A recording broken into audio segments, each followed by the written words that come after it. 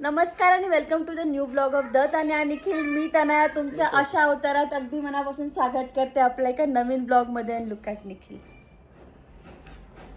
स्वतःच्या स्वार्थासाठी चांगलीच मारामारी झाली आमची. स्वतःच्या स्वार्थासाठी नवऱ्याचा जेव्हा वापर होतो तेव्हा असं काहीतरी होतं. पण मी मेकअप प्रॉपर केला, असं वाटतं की तू मला मारलाय मी तुला मारलाय. मी भाई एवढं गोरं आहे पण असा काळा दिसू राहिलो ना घेण्याचं. तू काळा पण आहेस रे, तू फक्त गोरा नाही आहेस. तर आम्ही असेच कॉमेडी रीलची सुरुवात केली आहे. त्यासाठी असं काहीतरी होतं, काय असेल ते हा व्हिडिओ यायच्या आधीच तुमच्यापर्यंत पोचला असेल मे बी. खूप आजकाल आमचे नवरोबा थोडा टाईम देत आहे आम्हाला त्यांच्या बिझी स्केड्यूलमध्ये वेळ काढून, कारण बर्थडे जवळ येतोय, मनासारखं गिफ्ट हवं आहे. तसं नाही. आता जर मी एखाद्याला नाही म्हटलं ना, ती पुढच्या ब्लॉगमध्ये सांगेल की मला तर कोणी वेळच देत नाही, मला तर असंच होत नाही. एकाला वेळ दिला तर कौतुक आहे, नाही दिला तर लगेच आडाडे. असं काही नाही आहे. व्हिडिओत पाहिलंच कळतं की आपण बेकार गब्बे दिसतोय म्हणून. माझे तरी गाल कमी झाला आता. असं तुला वाटतंय? नाही मला किती मार खाल्लाय निखिलने, दाखव. आता जाऊ. मी तर बघा बिचारी, मी अच्छा लगता लेकिन कभी कभी. चला, त्याला कॉल आहे आणि मला भांडी घासायची आहे दुपारची, कारण मला अजूनही कामवाल्या मावशी मिळालेले नाही आहे. आणि आज ना मी आईला सांगत होती मी पार बाई झाली आहे म्हटलं घरातली. निखिल म्हणून होतं बाई बाई, ती म्हणते ती बाई नाही आहे, ती मम्मा आहे. सखी मी कोण आहे, बाई आहे का मम्मा आहे? मम्मा. ते निखिल म्हणते ती पापा ती बाई नाही आहे, ती आपली मम्मा आहे. ते गोड वाटतं मला. सो मुली हव्या.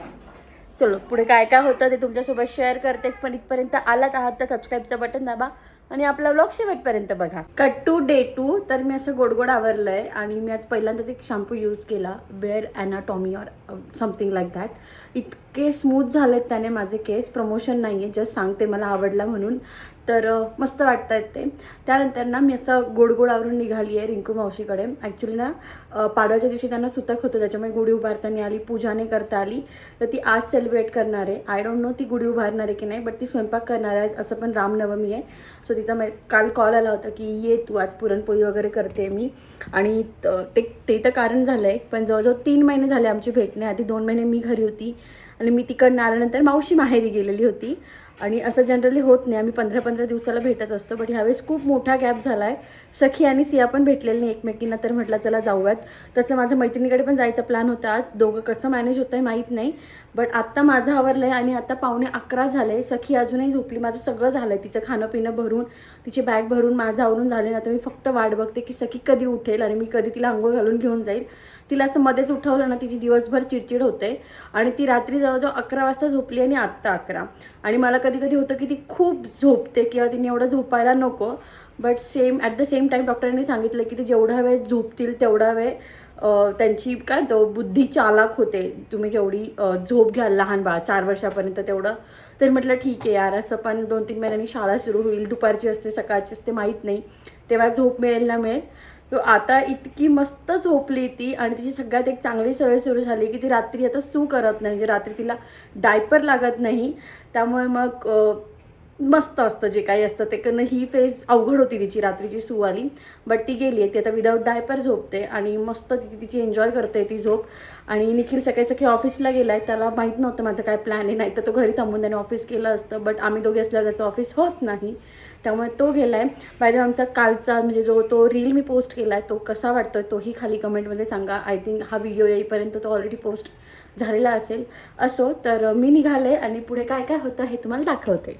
सखी बराच लेट उठली, त्यामुळे मग तिला आंघोळ वगैरे न घालता तशीच घेऊन गेली. म्हटलं काय असेल नसेल सगळं मावशीकडेच करूया तिकडे जाऊन. आम्ही आलो आहे आणि आमच्या आजीची पूजाच चालू आहे अजून. मी 3 महिने आले, मला घर सापडायला कसं तरी होत होतं. त्या दोघींना घर कमी पडलं म्हणून बाहेर रांगोळी काढताय, ते पण दुसऱ्यांच्या दारात. इथे झाली हाऊस करून, तिकडे कोपऱ्यात पण झाली हाऊस करून. आता आम्ही तिकडे चाललोय. सखी सिया तुम्ही काय करता ग? काय करते सखी तू? तर आणि आज चक्क एकदा सुद्धा भांडल्या नाही सखी आणि सिया. एकदा पी घे सियाची, पी घे. ओ गो बाई. आणि सिया आमच्या सखीची मावशी आहे. काढा काढा रांगोळी काढा. मावशीकडून येऊन मला जवळजवळ 2 तास झाले आणि आत्ताच मी पुढचा ब्लॉग शूट करायला घेते. मावशीकडे गेले होते तेव्हा ठरवलं होतं की मस्त छान छान शूट करू. पोरींनी अजिबात त्रास दिला नाही, ना भांडणं ना काही. पण आम्हीच आमच्या गप्पांमध्ये एवढं रमलेलो होतो, कारण मी इथे म्हटली का मी 2-3 महिन्यापासून नाही भेटलो आहे. मावशी म्हणे तुला लक्षात नाही आपण 6 महिन्यापासून नाही भेटलो आहे, आपले व्हिडिओ कॉल्स होतात रेग्युलर म्हणून तुझ्या ते लक्षात नाही आलं आहे. तर बऱ्याच गप्पा मारल्या आणि नंतर मला लवकर पण निघून यावं लागलं, कारण माहीत नाही का कोविडच्या आधी जशी होती तशी सिच्युएशन सध्या हायवेवर चालू आहे. आमच्या इथून तर पूर्ण वाकडपर्यंत निखिल पूर्ण ट्रॅफिक जाम असते. म्हणजे कधी कधी खूप बरं वाटतं की मी निखिलची भांडते कर तिकडच्या एरियात का नाही घेतलं घर, बट नशीब इथे घर घेतलं आहे. आमच्या एरियात कधीच ट्रॅफिक नसते, बट तो हायवे फुल असतो. म्हटल्यावर तिकडनं मावशी पुण्याला राहते, तिकडनं येताना अटकायला नको म्हणून मी लवकर निघून आले. आणि सखी आणि सिया पण अगदी मस्त खेळल्या. आम्ही यायच्या आधीच निखिल आलेला होता आणि आज तशी त्याला पुरणपोळी पाठवली होती, बट त्याला खिचडी खायची होती. म्हटलं मला पण थोडी कर तुझ्यासोबत, नाही तर मी हे खाईल. सो त्याचं खिचडी करायचं काम चालू आहे. लेकीने बाहेर सगळा पसारा काढलाय, पण ती आज खुश होती की तिला सिया भेटली. सो तिची झाली पण देखील तुझी खिचडी. शिट्ट्या तर होत आहे राव. तू कैरीची चटणी करतोय असा मी अंदाज लावते. हा राईट, तो कैरीची चटणी करतोय. निखिलचे थोडे थोडे केस यायला लागले ना, मला इतका आनंद आहे त्या गोष्टीचा. मी पण खाईल थोडी. तू चांगली करतोस यार, असं म्हणू शकतोस तू. आणि छान लाईट किचन मध्ये यायला लागलाय आमच्या, त्याचा आनंद आहे.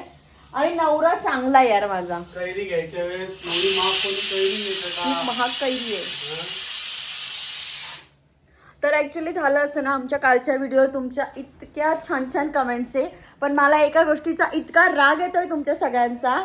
मेहनत माझी, मेकअप माझा, त्याला तयार करायची जबाबदारी माझी, रावण्या करून करून त्याच्याकडनं मी सगळं करून घेते. आणि कमेंटमध्ये काय असतं, दादा दादा दादा. अरे मी पण आहे त्यात. जेव्हापासून मी हे व्हिडिओ पोस्ट करते ना, ओनली दादा छान आहे, दादाची ऍक्टिंग एक नंबर आहे, दादा कसलं करतोय.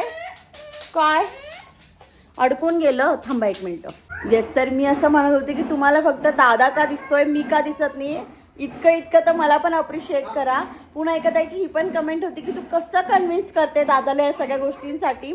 तो ऑनेस्टली सांगते, तो ॲक्च्युली खूप सपोर्टिव्ह आहे. तो रोमॅन्टिक किंवा सरप्राईज देणारा नवरा नाही आहे, बट इज व्हेरी सपोर्टिव्ह.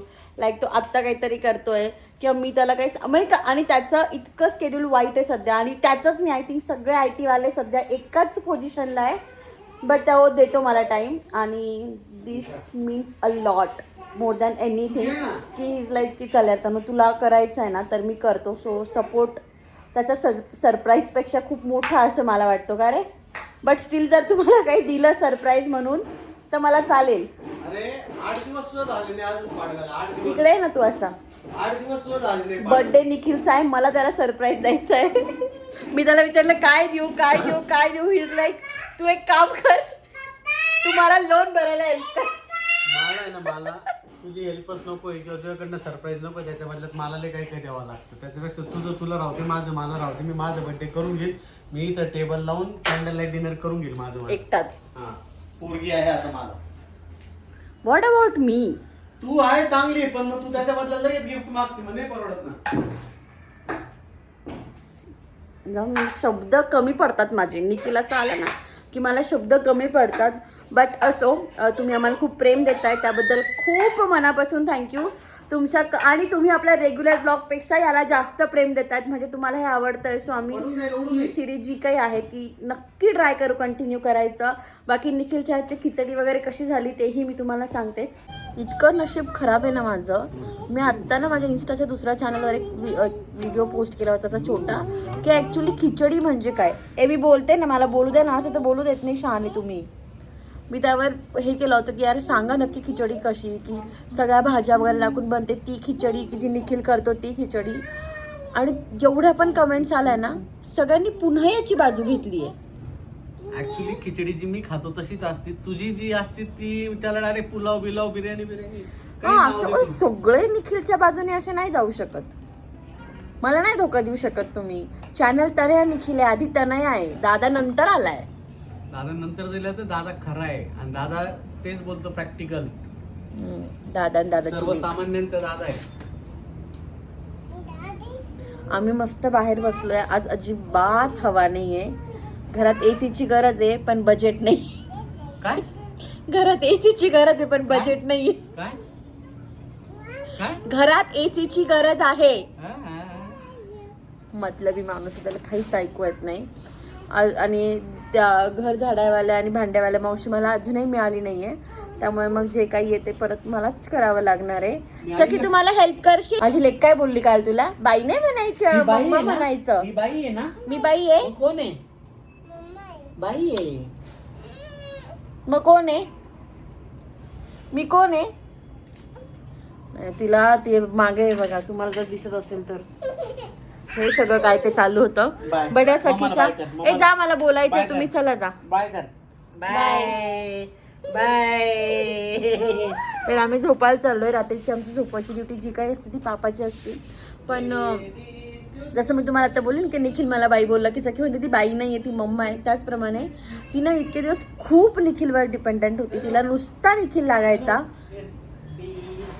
मला बोलू द्या ना, दिसत पण नाहीये. तर तिला ना कंटिन्यू निखिल लागत होता. पण मागच्या 8 दिवसात माहित नाही काय बदललंय. अरे बोलू द्या ना यार, काय सत्ताच नाही ठेवली माझ्या घरात यांनी. आणि सध्या असं झालंय की तिला निखिल लागतो, डेफिनेटली लागतो. बट निखिल सोबत मम्मा पण लागते की यार तू काही खात असेल का, माझ्या मम्माला दे ना.